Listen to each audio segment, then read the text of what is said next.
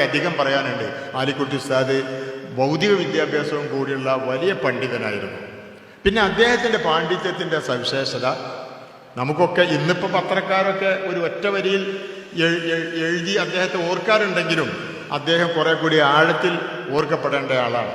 ലോക പണ്ഡിത വേദികളിൽ നമ്മുടെ ശബ്ദം എത്തിച്ച ഒരു പക്ഷേ ആദ്യത്തെ പണ്ഡിതനാണ് മഹാനായ ആലിക്കുട്ടി ഉസ്താദ്.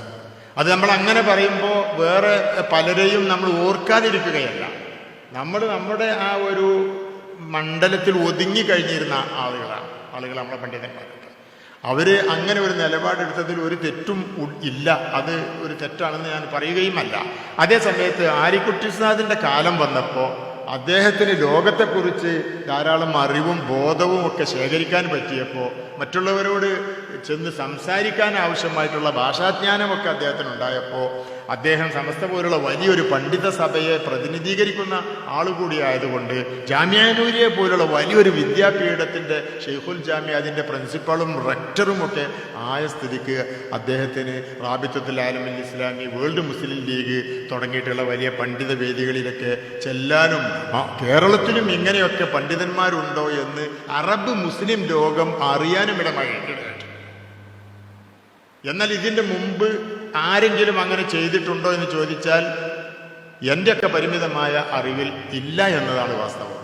ഇവിടെ പാണ്ഡിത്യമില്ലാത്തത് കൊണ്ടല്ല, പണ്ഡിതന്മാരില്ലാത്തത് കൊണ്ടുമല്ല, അതിന് പ്രാധാന്യം കൊടുക്കാത്തത് കൊണ്ടുമല്ല. അസ്സലാമു അലൈക്കും വറഹ്മത്തുള്ളാഹി വബറകാതുഹു. പ്രിയമുള്ളവരെ, ബഹുമാനപ്പെട്ട ആലിക്കുട്ടി ഉസ്താദ് വഫാത്തായ ദിവസം അന്ന് തന്നെയാണെന്ന് തോന്നുന്നു ഏറ്റവും ആദ്യം ആലിക്കുട്ടി ഉസ്താദിൻ്റെ അനുസ്മരണം നടത്തിയ വ്യക്തി ആരാണെന്ന് ചോദിച്ചാൽ അത് മറ്റാരുമല്ല, നിങ്ങളിപ്പോൾ കേട്ട സാക്ഷാൽ ഹക്കീം ഫൈസി തന്നെയാണ്. അദ്ദേഹത്തിനെന്താ, ഹക്കീം ഫൈസിക്ക് എന്താ ആലിക്കുട്ടി ഉസ്താദിനെ അനുസ്മരിക്കാനുള്ള അർഹതയില്ലേ? അദ്ദേഹം ആലിക്കുട്ടി ഉസ്താദിൻ്റെ ശിഷ്യനല്ലേ എന്നൊക്കെ ചോദിക്കുന്നവരുണ്ടാകാം. ഏറ്റവും ആദ്യം അനുസ്മരണം നടത്തിയെന്ന ഒരു ഖ്യാതി അദ്ദേഹം നേടുമ്പോഴും ആ അനുസ്മരണം ഒരല്പം മുമ്പ്, മണിക്കൂറുകൾക്ക് മുമ്പ്, ആ അനുസ്മരണം എന്നല്ല, ആ ഒരു പറഞ്ഞ വാക്കുകൾ, ഈ പറഞ്ഞ നിങ്ങൾ ഈ കേട്ട വാക്കുകളും മറ്റൊക്കെ ഒരു അല്പം മണിക്കൂറുകൾക്ക് മുമ്പ്, അതായത് ആലിക്കുട്ടി ഉസ്താദ് വഫാത്താകുന്നതിന് മുമ്പായിരുന്നെങ്കിൽ എത്ര നന്നായിരുന്നു എന്ന് ഞാൻ ആഗ്രഹിച്ചു പോവുകയാണ്. അല്ലെങ്കിൽ ഒരു ദിവസം മുമ്പായിരുന്നെങ്കിൽ, അല്ലെങ്കിൽ ഒരു 4 ദിവസം മുമ്പായിരുന്നെങ്കിൽ പോലും അത് എത്രത്തോളം നമ്മുടെ പ്രവർത്തകരെ സന്തോഷിപ്പിക്കുന്ന ഒന്നായിരുന്നു. പക്ഷേ അദ്ദേഹത്തിനത് പറയാൻ ആലിക്കുട്ടി ഉസ്താദ് വഫാത്താകുന്നത് വരെ കാത്തിരിക്കേണ്ടി വന്നു എന്നത് ഖേദകരമായിരിക്കുന്ന ഒരു യാഥാർത്ഥ്യമാണ്. ഏത് ആലിക്കുട്ടി ഉസ്താദിനെയാണ് അദ്ദേഹം പുകഴ്ത്തിക്കൊണ്ട് ഈ സംസാരിക്കുന്നത്? ഇദ്ദേഹം ഭാഗവക്കാകുന്ന മുഴുവൻ സംവിധാനങ്ങളിൽ നിന്നും ഞാൻ രാജിവെക്കുന്നു എന്ന് പറഞ്ഞ ആലിക്കുട്ടി ഉസ്താദിനെ അദ്ദേഹത്തിൻ്റെ വാർദ്ധക്യ സമയത്തും അദ്ദേഹത്തിന് നല്ല ബോധവും ഓർമ്മയും സദസ്സിൽ എഴുന്നേറ്റു നിന്ന് പ്രസംഗിക്കാനുള്ള ശക്തിയും ആർജവവും അതിനുള്ള ബോധവുമൊക്കെ ഉള്ള സമയത്ത് അദ്ദേഹം നടത്തിയ ഒരു പ്രസംഗമുണ്ട്. അദ്ദേഹത്തിൻ്റെ അവസാന കാലത്തെ ഏറ്റവും പ്രധാനപ്പെട്ട സമസ്തയുമായി ബന്ധപ്പെട്ട ഒരു തീരുമാനം. അദ്ദേഹം സെക്രട്ടറി പോസ്റ്റിലിരിക്കുമ്പോൾ ആ സായാഹ്ന സദ്യയിൽ അദ്ദേഹം എടുക്കേണ്ടി വന്ന ഒരു തീരുമാനം, ആ തീരുമാനമാണ് CACക്കെതിരെയുള്ള തീരുമാനം. ഹക്കീം ഫൈസിയെ പുറത്താക്കുന്ന തീരുമാനം. സമസ്തയുമായി ബന്ധപ്പെട്ട എല്ലാ മേഖലകളിൽ നിന്നും, എല്ലാ സ്ഥാന ഭാരവാഹിത്വത്തിൽ നിന്നും ഹക്കീം ഫൈസിയെ പുറത്താക്കിയിരിക്കുന്നു എന്ന് അദ്ദേഹം തന്നെയാണ് നമ്മളോട് വിളിച്ചു പറഞ്ഞത്. അപ്പോൾ ഈ അലിവ്, ഈ ഹക്കീം ഫൈസി ഇപ്പോൾ കാണിച്ച് ഈ അലിവ്, ഈ കിനിവ് ഏതാനും ദിവസങ്ങൾക്ക് മുമ്പ് അദ്ദേഹം കാണിച്ചിരുന്നെങ്കിൽ ആലിക്കുട്ടി ഉസ്താദിൻ്റെ ചാരത്ത് ചെന്ന് അദ്ദേഹം ആ ജനാസയുടെ അരികിൽ ചെന്നു നിൽക്കുന്നത് നമ്മൾ കണ്ടു. പക്ഷേ ചേതനയറ്റതായിരുന്നു ആ ജനാസ, ചേതനയറ്റതായിരുന്നു ആലിക്കുട്ടി ഉസ്താദിൻ്റെ ആ ശരീരം. എന്നാൽ എത്രയോ അവസരങ്ങളുണ്ടായി ആ ശരീരത്തിന് ജീവനുണ്ടായിരുന്ന, ജീവൻ്റെ തുടിപ്പുണ്ടായിരുന്ന, മജ്ജയും മാംസവും ചലിച്ചിരുന്ന അദ്ദേഹത്തിന് ബോധമുണ്ടായിരുന്ന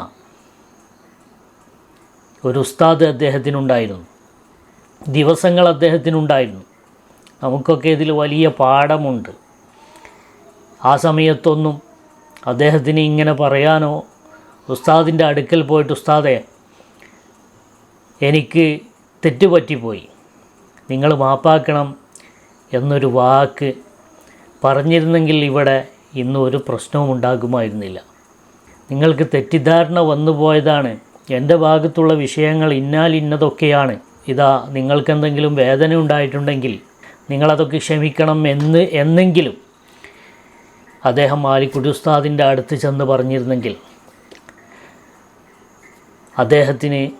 അദ്ദേഹത്തെ നമുക്ക് അദ്ദേഹത്തിൻ്റെ ഈ വായ്ത്തുപാട്ടുകൾ ആത്മാർത്ഥമെന്ന് നമുക്ക് പറയാമായിരുന്നു. പക്ഷേ അദ്ദേഹം ഇത് പറയാൻ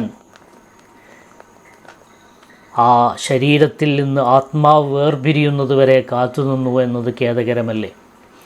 അപ്പോൾ ഈ ഒരു വാചാലമായി അദ്ദേഹം പ്രസംഗിക്കുന്ന ഈ പ്രസംഗം, ഈ അനുസ്മരണം കേവലം വാചോടാപങ്ങളായ കാപഢ്യങ്ങൾ മാത്രമാണ് എന്ന് തിരിച്ചറിയാൻ ഇതിലും വലിയ ഒരു തെളിവും വേണ്ട.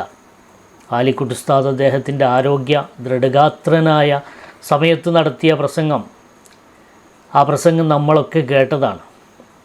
ഇതേപോലെ തന്നെ ഇദ്ദേഹത്തിന് ഇനിയും അവസരങ്ങളുണ്ട്. ബഹുമാനപ്പെട്ട സയ്യിദ് ജിഫ്രി മുത്തുക്കോയ തങ്ങൾ ഇന്നും ജീവിച്ചിരിപ്പുണ്ട്. അദ്ദേഹം വഫാത്തായിട്ടില്ല. പക്ഷേ ഇന്നല്ലെങ്കിൽ നാളെ അദ്ദേഹവും നമ്മളെല്ലാവരും ആദ്യം ആരാണ്, ഞാനാണോ, ഹക്കീം ഫൈസിയാണോ, ജിഫ്രി തങ്ങളാണോ ഈ ഭൂമിക്ക് മുകളിൽ നിന്ന് യാത്ര പറയുക എന്ന് ആർക്കും അറിയില്ല. ബഹുമാനപ്പെട്ട ആലിക്കുട്ടി ഉസ്താദ് ഏത് സദസ്സിലും പറയുന്നൊരു വാക്കുണ്ടായിരുന്നു, കാനു ഫി ളുഹൂരിൽ അർളി ഫസകനു ഫി ബുതൂനിഹ. അവരൊക്കെ ഈ ഭൂമിക്ക് മുകളിൽ താമസിച്ചവരായിരുന്നു, ഇപ്പോൾ അവർ ഭൂമിക്കടിയിലാണ് താമസിക്കുന്നത്. ബഹുമാനപ്പെട്ട ആലിക്കുട്ടി ഉസ്താദ് എപ്പോഴും പറയുന്ന ഒരു വാചകമാണ് ഔ കമാക്കാൽ. ഇതിനോട് സാദൃശ്യമായ എന്തോ ഒരു പദപ്രയോഗമാണ് അദ്ദേഹം നടത്തിയിരുന്നത്. അതൊരു വലിയ ആശയമായിരുന്നു. ഈ ആശയം നമുക്കൊക്കെ ബാധകമാണ്. ഈ ഭൂമിക്ക് മുകളിൽ ജീവിച്ച എത്രയോ ആളുകൾ ഇന്ന് ഭൂമിക്ക് മുകളിലാണെങ്കിലും നാളെ ഭൂമിക്ക് അടിയിലാണ്. അതാരുമാവാം. അതിനു മുമ്പ് നമ്മളിൽ വന്നു പെട്ടിട്ടുള്ള ആശയക്കുഴപ്പങ്ങളാണെങ്കിൽ ആശയക്കുഴപ്പങ്ങൾ അത് തിരുത്തി മുന്നോട്ട് പോകാൻ വേണ്ടി നമ്മളൊക്കെ ശ്രമിക്കണ്ടേ? എൻ്റെ ഭാഗത്തുനിന്ന് വന്നതാണെങ്കിൽ, ഞാനും സമസ്തയുമായി ബന്ധപ്പെട്ടതാണെങ്കിൽ, അല്ലെങ്കിൽ ഞാൻ എൻ്റെ ഉസ്താദുമാരുമായി ബന്ധപ്പെട്ടതാണെങ്കിൽ ഞാനത് ഉസ്താദുമാരെ കണ്ട് അത് തിരുത്തി മുന്നോട്ട് പോകണ്ടേ? അല്ലെങ്കിൽ ഞാൻ എൻ്റെ മാതാപിതാക്കളുമായി ബന്ധപ്പെട്ടതാണെങ്കിൽ ഞാനത് തിരുത്തി മുന്നോട്ട് പോകണ്ടേ? ഇതേപോലെ ഓരോ ഹക്കീം ഫൈസിയും ഇത് ചിന്തിച്ചിരുന്നെങ്കിൽ എത്ര നന്നായിരുന്നു എന്ന് ഞാൻ ആലോചിക്കുകയാണ്. ബഹുമാനപ്പെട്ട ആലിക്കുട്ടി ഉസ്താദിന് അദ്ദേഹത്തിൻ്റെ അവസാന കാലഘട്ടത്തിൽ, അദ്ദേഹത്തിൻ്റെ സായാഹ്നസന്ധിയിൽ അദ്ദേഹത്തിന് ഇങ്ങനെ ഒരു തീരുമാനമെടുക്കേണ്ടി വന്നു. ദൗർഭാഗ്യവശാൽ അദ്ദേഹം ഇഷ്ടപ്പെട്ടിരുന്ന ആയിരക്കണക്കിന് ശിഷ്യന്മാരിൽ നിന്ന് ഒരാളെ അദ്ദേഹത്തിൻ്റെ പ്രസ്ഥാനത്തിൽ നിന്ന് മാറ്റി നിർത്തുമ്പോൾ അദ്ദേഹത്തിന് വല്ല സന്തോഷവും ഉണ്ടായിട്ടുണ്ടാകുമെന്ന് നിങ്ങൾ വിചാരിക്കുന്നുണ്ടോ? അദ്ദേഹം അതിൻ്റെ പേരിൽ ദുഃഖിച്ചിരിക്കും. പക്ഷേ അദ്ദേഹത്തിനൊരു പ്രതീക്ഷ ഉണ്ടായിരിക്കും, ഇന്നല്ലെങ്കിൽ നാളെ എൻ്റെ ആ ശിഷ്യനെ എനിക്ക് തിരിച്ചെടുക്കാൻ കഴിയുമെന്ന്. ആ ശിഷ്യൻ സമസ്തയുടെ നിർദ്ദേശങ്ങളൊക്കെ പാലിക്കുമെന്ന് ബഹുമാനപ്പെട്ട ആലിക്കുട്ടി ഉസ്താദ് വിചാരിച്ചിട്ടുണ്ടാകും. അദ്ദേഹം പ്രതീക്ഷിച്ചിട്ടുണ്ടാകും. അദ്ദേഹത്തിൻ്റെ മാനസികമായ സ്ഥിതി വെച്ചുകൊണ്ട്, അദ്ദേഹത്തിൻ്റെ ആ കാരുണ്യമുള്ള മനസ്സ് വെച്ചുകൊണ്ട് ചിന്തിക്കുമ്പോൾ നമുക്കങ്ങനെയാണ് മനസ്സിലാകുന്നത്. ആദ്യത്തിൽ അല്പമൊന്ന് ഗൗരവപ്പെട്ടാലും അദ്ദേഹം പിന്നീട് അലിയും. ശിഷ്യന്മാരുടെ കാര്യത്തിൽ അദ്ദേഹം അതീവമായിട്ട് താല്പര്യം കാണിക്കും, വാത്സല്യം കാണിക്കുന്ന ഒരു വ്യക്തിയാണ്. അനുഭവത്തിൽ നിന്ന് നമുക്കൊരുപാട് കാര്യങ്ങൾ പറയാൻ കഴിയും. ഉസ്താദിൻ്റെ ഒപ്പം ഞാൻ ഒരു യാത്രയിൽ എറണാകുളം വരെ ഉസ്താദിൻ്റെ ഒരു ഖിദ്മത്ത് ചെയ്യാൻ എനിക്ക് അവസരം കിട്ടി. ഖിദ്മത്ത് എന്നൊന്നും പറയാൻ പറ്റില്ല, കാരണം ഉസ്താദുമാർക്ക് നമ്മൾ എന്ത് ചെയ്തു കൊടുത്താലും അത് അവർ ഇങ്ങോട്ട് തന്നതിന് ഒന്നും പകരമാവില്ല. കാതൽ മുഅല്ലിമു അയ്യക്കൂന റസൂല എന്നാണല്ലോ. മുഅല്ലിമ് റസൂലാകാൻ അടുത്തായി എന്നാണ്. ഒരു ഹർഫ് ഒരാൾ ഒരു അധ്യാപകനിൽ നിന്ന് പഠിച്ചു കഴിഞ്ഞാൽ അയാൾ ആ അധ്യാപകൻ്റെ അടിമയായി എന്ന് വരെ പ്രയോഗിച്ചവരുണ്ട്. അടിമ എന്ന് പറഞ്ഞാൽ നമ്മൾ ചരിത്രങ്ങളിലൊക്കെ വായിച്ച് കേട്ടിട്ടുള്ള അടിമയല്ല, അതൊരു ആലങ്കാരികമായ പ്രയോഗമാണ്. അത്രയും ഒരു അടിമയെപ്പോലെ സേവനം ചെയ്യാൻ നമ്മൾ ബാധ്യസ്ഥരാണ് എന്ന് സൂചിപ്പിക്കാനാണ് ആ പറഞ്ഞത്. അത്രത്തോളം കടപ്പാടുണ്ട്. ആ യാത്രയിൽ ബഹുമാനപ്പെട്ട ആലിക്കുട്ടി ഉസ്താദിന് ഒരുപാട് ഖിദ്മത്ത് ചെയ്തു കൊടുക്കാൻ സാധിച്ചു. അദ്ദേഹത്തിൻ്റെ കാലിന് എപ്പോഴും കടച്ചിലാണ്. ആ കടച്ചിൽ എപ്പോഴും അത് ഒന്ന് ആശ്വസിപ്പിക്കാൻ ശിഷ്യന്മാർ അതിന് തിക്കും തിരക്കും കൂട്ടുന്ന ഒരു സാഹചര്യം ജാമ്യയിലൊക്കെ നമ്മൾ കണ്ടിട്ടുണ്ട്. പക്ഷേ അന്നത്തെ ദിവസം എനിക്കും എൻ്റെ ഒരു സുഹൃത്തിനുമാണ് ആ അവസരം കിട്ടിയത്. അന്ന് തിരിച്ചു വരുന്ന വഴിയിലൊക്കെ ഉസ്താദ് തിരക്കിക്കൊണ്ടിരിക്കുന്നത് നിങ്ങൾ ഭക്ഷണം കഴിച്ചോ എന്നാണ്. ഉസ്താദിൻ്റെ കാലിന് അതിയായ പ്രശ്നമുണ്ട്, വേദനയുണ്ട്, കടച്ചിലുണ്ട്, മുട്ടിന് വേദനയുണ്ട്.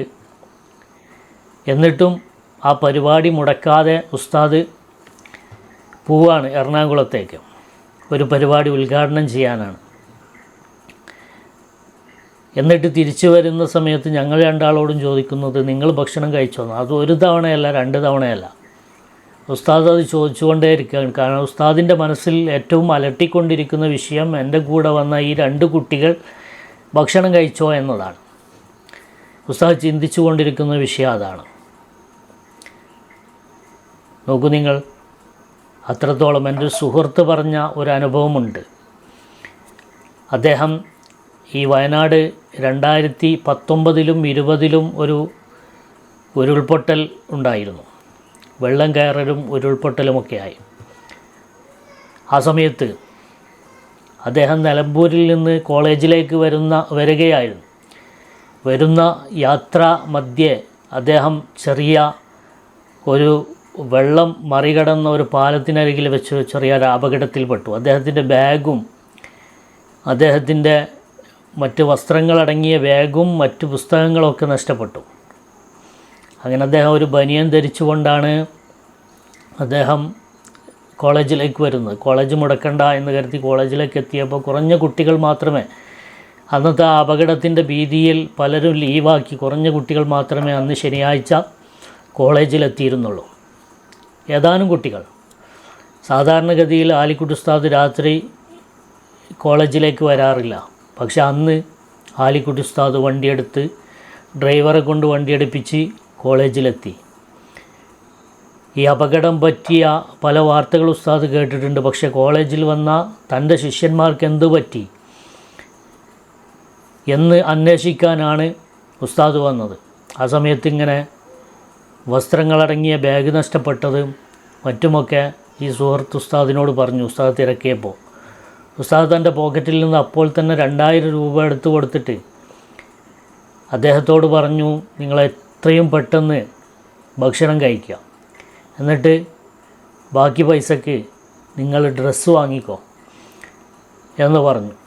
അപ്പോൾ അദ്ദേഹം അത് നിരസിച്ചെങ്കിലും, ആ സുഹൃത്ത് നിരസിച്ചെങ്കിലും ആലിക്കുട്ടി ഉസ്താദ് സ്നേഹത്തോടെ, മോനെ ഇത് വാങ്ങു മോനെ, ഞാൻ തൃപ്തിയോടെ തന്നതല്ലേ, ഇത് വാങ്ങ് എന്ന് പറഞ്ഞുകൊണ്ട് ആലിക്കുട്ടി ഉസ്താദ് ആ പൈസ ആ കുട്ടിക്ക് കൊടുക്കുകയാണ്. നോക്കണം നിങ്ങൾ, ആ രാത്രി സമയത്ത് വാർദ്ധക്യ ദശയിലുള്ള ഉസ്താദിന് കോളേജിൽ വരേണ്ട ഒരാവശ്യവുമില്ല. ഇങ്ങനെ ഒരു ആവശ്യം നിറവേറ്റണമെന്നുണ്ടെങ്കിൽ ഒന്ന് വിരലനക്കിയാൽ പാഞ്ഞു വരാൻ ഇഷ്ടം പോലെ ആളുകളുണ്ട്. ഒന്ന് ഫോൺ വിളിച്ചാൽ വന്ന് അന്വേഷിക്കാൻ ആളുകളുണ്ട്. പൈസ എത്ര വേണമെങ്കിലും കൊടുക്കാൻ ആളുകളുണ്ട്. എല്ലാം ഉണ്ട്. പക്ഷേ അവരൊന്നുമല്ല. എൻ്റെ ശിഷ്യന്മാരെ കാണേണ്ടത് ഞാനാണ്. അവരെനിക്ക് കാണണം. അവർക്ക് എന്തെങ്കിലും അപകടം പറ്റിയിട്ടുണ്ടോ, എന്തെങ്കിലും ബുദ്ധിമുട്ടുണ്ടോ, വിഷമങ്ങളുണ്ടോ എന്ന് അന്വേഷിക്കാൻ ആലിക്കുട്ടി ഉസ്താദ് തന്നെ ആ രാത്രിയിൽ സാധാരണ വരാത്ത കോളേജിലേക്ക് വന്ന് കുട്ടികളുടെ സ്ഥിതിവിവരങ്ങൾ അന്വേഷിച്ച് അതിനുള്ള പരിഹാരം നിർദ്ദേശിച്ച് ഉസ്താദ് സമാധാനത്തോടെ തിരിച്ചു പോവുകയാണ്.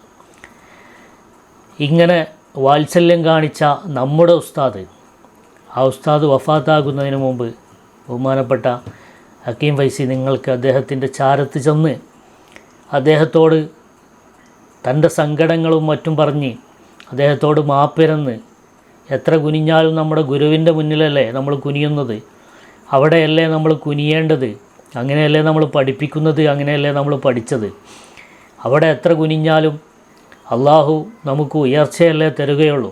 ഇന്ന് സമസ്തയുടെ തലപ്പത്തിരിക്കുന്ന മുഴുവൻ പണ്ഡിതന്മാരും നമ്മുടെ ഉസ്താദല്ലേ, ഉസ്താദല്ലെങ്കിൽ ഉസ്താദിൻ്റെ ഉസ്താദല്ലേ, ഹക്കീം ഫൈസി അടക്കമുള്ള ആളുകളുടെ ഉസ്താദിയത്തുള്ള ആളുകളല്ലേ.